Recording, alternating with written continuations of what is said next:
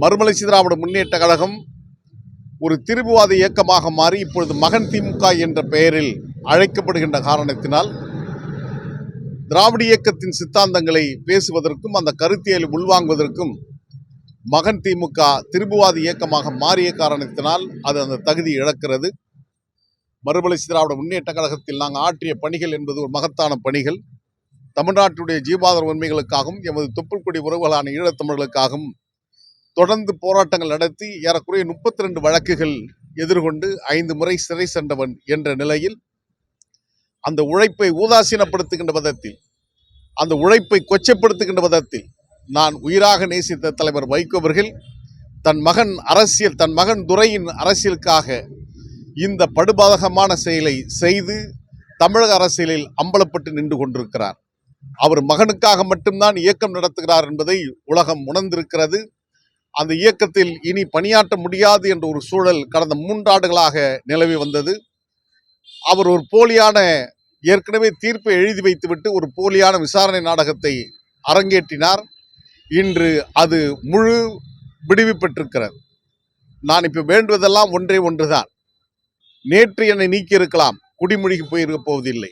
அல்லது நாளை நீக்கினால் ஒன்றும் குடிமொழிக்கு போவதில்லை.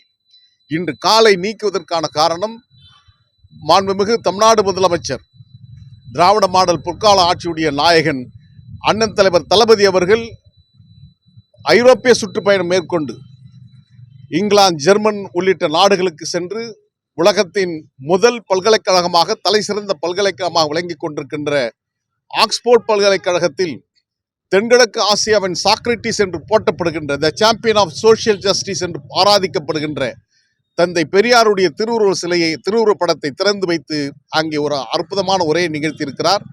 அதே போன்று 5 மாவட்ட பாசன விவசாயிகளுடைய குறைகளை தீர்ப்பதற்காக கட்டிய காதல் மனைவியுடன் படுத்த அந்த கட்டிலை கூட விற்று முல்லை பெரியாருக்கு அணை கட்டிய பெண்ணிக்கு கூடிய நன்றியை பாவித்து அந்த குடும்பத்திற்கு நன்றி பாராட்டி விட்டு 15,000 கோடி வெளிநாட்டு முதலீட்டை தமிழ்நாட்டுக்கு கொண்டு வந்த ஒரு மகத்தான சாதனையை செய்திருக்கின்ற இந்த நாளில் இந்த செய்தியை வெளியிட்டதன் மூலமாக மாண்புமிகு தமிழ்நாடு முதலமைச்சரான தலைவருடைய செய்தி மறைக்கப்பட வேண்டும் என்ற யாருடைய தூண்டுதலின் பேரிலே தான் மகன் திமுக இந்த அடாத செயலை செய்து ஒரு குற்றச்சாட்டுக்கு ஆளாகி இருக்கிறது என்பதை நான் பதிவு செய்ய விரும்புகிறேன்.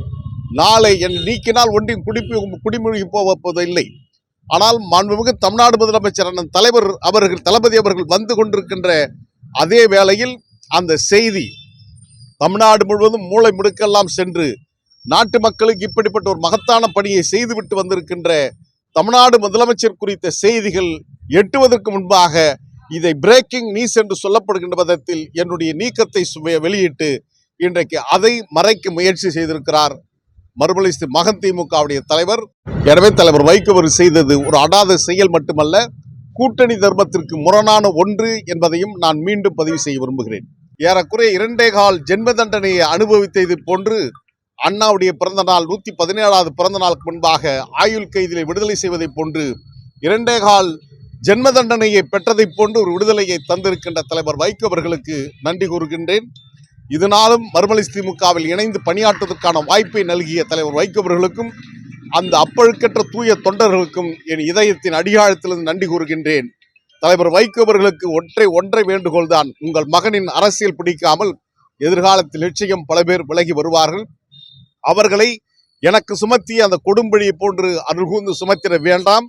அப்படி சுமத்திவிட்டு ஒரு மிகப்பெரிய கொடும்பழியை நீங்கள் சுமக்க வேண்டாம் என்பதை நான் பதிவு செய்ய விரும்புகிறேன்.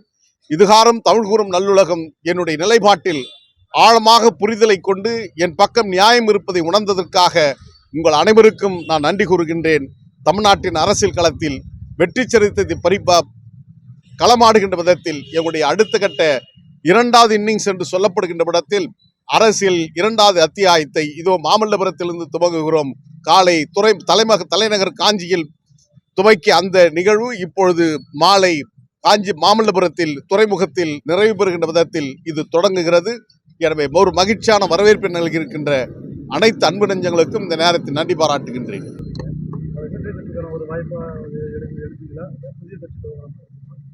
ஒரு அனுபவத்தை 32 ஆண்டு கால அரசியல் தந்திருக்கிறது. அந்த படிப்பறிவை காட்டிலும் பட்டறிவு மிகப்பெரியது என்று சொல்வார்கள். அந்த அனுபவம் கொண்டு அடுத்த கட்ட பயணத்தை வகுக்க இருக்கிறோம். புதிய கொடியை இந்த கொடியை அறிவியுங்கள் என்று ஏறக்குறைய 100க்கும் மேற்பட்ட கொடிகளை வடிவமைத்து தோழர்கள் எங்களுக்கு அனுப்பி கொண்டே இருக்கின்றார்கள் நாள்தோறும். அதே போன்று புதிய கட்சிக்கு இந்த பெயர் வைக்கலாம் என்று பல கட்சியினுடைய பெயர்களை பரிந்துரை செய்திருக்கிறார்கள். இது நான் மட்டுமே எடுக்கின்ற முடிவல்ல. மகன் திமுகவில் துரை மட்டுமே எடுக்கின்ற முடிவை போன்று இங்கே நான் மட்டுமே முடிவெடுக்க முடியாது. என்னை சார்ந்த பல தோழர்கள் இருக்கிறார்கள். அவருடைய ஆலோசனையின்படி அடுத்த கட்ட பயணம் செப்டம்பர் 15 அண்ணா பிறந்த நாளில் அது சிறந்த நாளாக அமையும் என்று நான் கருதுகிறேன். அன்றைக்கு அதற்கு விடை காணும். டயா பூஸ்டர் சுகருடைய ரிமோட் கண்ட்ரோல் இனி உங்க கையில. அனைத்து மருந்து கடைகளிலும் கிடைக்கும். செய்திகளை உடனுக்குடன் தெரிந்து கொள்ள கீழ்கண்ட கேபிள் மற்றும் டிடிஎச் நெட்வொர்க்குகளில் எம்நாடு செய்தி தொலைக்காட்சியை காணுங்கள். பாதகம் செய்பவரை கண்டால் நாம் பயம் கொள்ளலாகாது பாப்பா. மோதி மிதித்து விடு பாப்பா, அவர் முகத்தில் உமிழ்ந்து விடு பாப்பா. அண்மை செய்திகளை உடனுக்குடன் தெரிந்து கொள்ள இணைந்திருங்கள் எம்நாடு தொலைக்காட்சியுடன்.